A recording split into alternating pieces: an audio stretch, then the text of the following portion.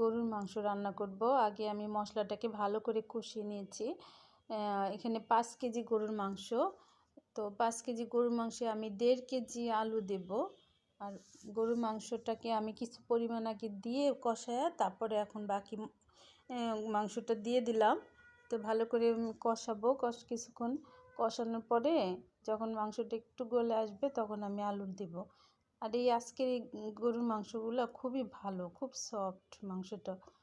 তো তাড়াতাড়ি হয়ে যাবে আমার মনে হচ্ছে। আমি কিন্তু গরুর মাংস টক দইও দিইনি আজকে, টক দই ছাড়াই আমি আজকে রান্না করতেছি। টমেটো দিয়েছি, কিছু পাকা পাকা টমেটো আমি কেটে কেটে দিয়েছি যাতে কালারটা সুন্দর হয় এবং খাবারের টেস্টটাও যেন মজা হয়, ওই জন্য একটু টমেটো দিয়েছি আমি।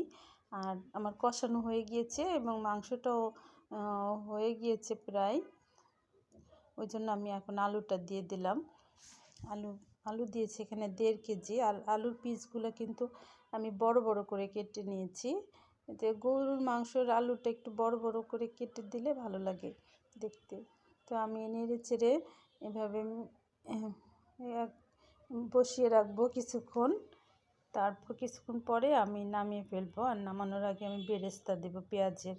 তো এই পেঁয়াজের বেরেস্তা আমি দিয়ে দিলাম। তো আমার সব মশলা দিয়েই কমপ্লিট হয়ে গিয়েছে। আর এই পেঁয়াজের বেরেস্তাটা দিলে স্বাদটা খুব ভালো আসে গরুর মাংসের, ওই জন্য আমি পেঁয়াজের বেরেস্তাটা দিয়ে দিলাম। খেতে কিন্তু খুব ভালো লাগে বেরেস্তাটা দিলে।